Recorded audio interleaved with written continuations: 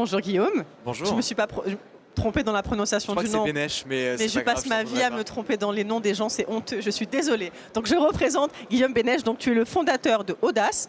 Alors Audace, pour résumer, c'est un cabinet de conseil qui accompagne les dirigeants à créer des marques et conçoit des contenus multimédia. Alors c'est compliqué dit comme ça, mais ça paraît un peu difficile. On va y revenir et tu vas nous expliquer. Mais ce qui est intéressant, c'est que tu es aussi un jeune prodige. Moi, je t'ai découvert dans les médias très très tôt, parce que tu avais lancé ton propre média, puis tu as fait très jeune aussi une conférence TED. Donc tu as été très jeune médiatisé et tu as très vite su faire entendre ta voix. Qu'est-ce qui t'a mené à finalement lancer Audace, ta propre entreprise ? C'est un concours de circonstances assez rigolo. Je pense que quand on entreprend, finalement, même que ce soit un premier projet, même un projet littéraire, culturel ou quoi que ce soit, il y a un moment donné, on a envie de continuer à faire plus. Je me suis rendu compte très vite en fait, que je n'aurais jamais de patron et que l'idée d'avoir un patron me rendait assez dingue. Et donc ce qui fait qu'en fait Audace ça a été la continuité de plusieurs projets, notamment d'un gros projet qu'on avait monté avec mon associé qui s'appelait Le Petit Mardi, qui était un magazine culturel écrit par des jeunes à destination des jeunes, qui est sorti pendant 8 ans, d'abord en numérique, puis après en papier en Normandie, puis en kiosque sur toute la France, et qui s'est arrêté pour des raisons très classiques de la presse, à savoir des raisons économiques. Et surtout, j'avais pas encore compris qu'une entreprise, c'était un endroit où il y avait plus d'argent qui rentrait qu'il ne sortait. Donc ça a été un peu galère de tenir cette boîte. Et puis finalement, les médias, un magazine, du contenu, de la communication, une présence médiatique ont amené très vite à finalement produire du contenu pour des plateformes et des médias sociaux, à savoir des médias que je consomme au quotidien. Justement, tu peux nous résumer mieux que ce que je l'ai fait. Alors, le travail d'Audace. Audace, c'est une sorte de boîte hybride. On a une partie conseil en effet aux entreprises. On accompagne des dirigeants à concevoir finalement leur monde de demain, mais par rapport aussi à la jeunesse et sur toutes les thématiques, notamment médiatiques. Et à côté, on produit du contenu pour les réseaux. On est aujourd'hui la première boîte en France à produire du contenu de flux pour les réseaux sociaux, c'est-à-dire qu'au lieu de produire une vidéo publicitaire qui va faire 30 à 60 secondes et qui va sortir à la télé, nous on va en produire 60 et essayer de façon générale de cibler au maximum les gens, que ce soit sur Instagram, TikTok, Facebook et bien d'autres.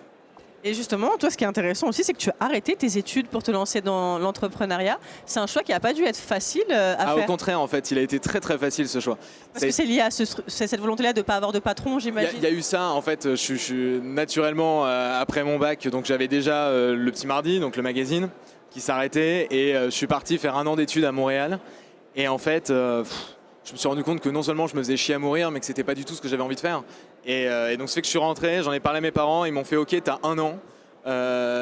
Si tu prends 1 an d'année sabbatique, et si dans 1 an tu es capable d'avoir une boîte comme tu le rêves et que tu es capable de vivre tout seul par tes propres moyens, tu feras ce que tu veux. Et ça a mis 3 mois, donc je suis content.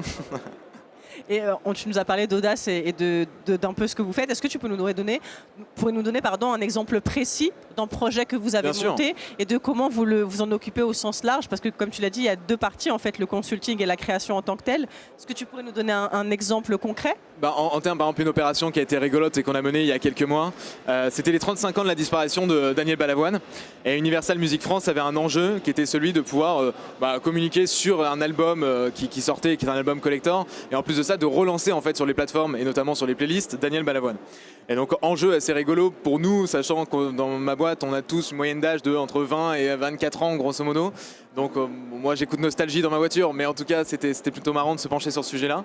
Et en fait on a monté des contenus, une dizaine de contenus autour de la vie de Daniel Balavoine qu'on a balancé sur TikTok avec un hashtag qui était Je ne suis pas un héros. Ça a fait 45 millions de vues, le son est monté dans le top 10 Spotify, ce qui n'était pas arrivé pour Balavoine de rentrer dans un top depuis près de 30 ans.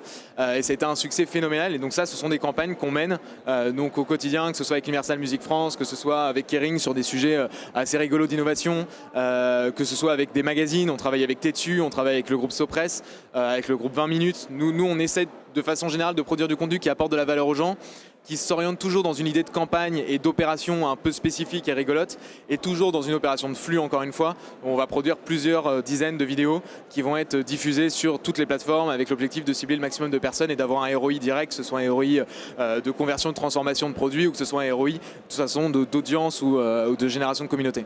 Et avec cette expérience, justement, est-ce que tu aurais des conseils que tu pourrais donner à des jeunes de notre âge? Je ne suis pas beaucoup plus vieille, j'ai 27 ans. Des jeunes de notre âge qui sont comme ça passionnés par le numérique, qui sentent que c'est un secteur d'avenir, un endroit où on peut créer et entreprendre. Qu'est-ce que tu pourrais leur donner comme conseil que toi, tu aurais aimé qu'on te donne quand justement tu t'es lancé au tout début?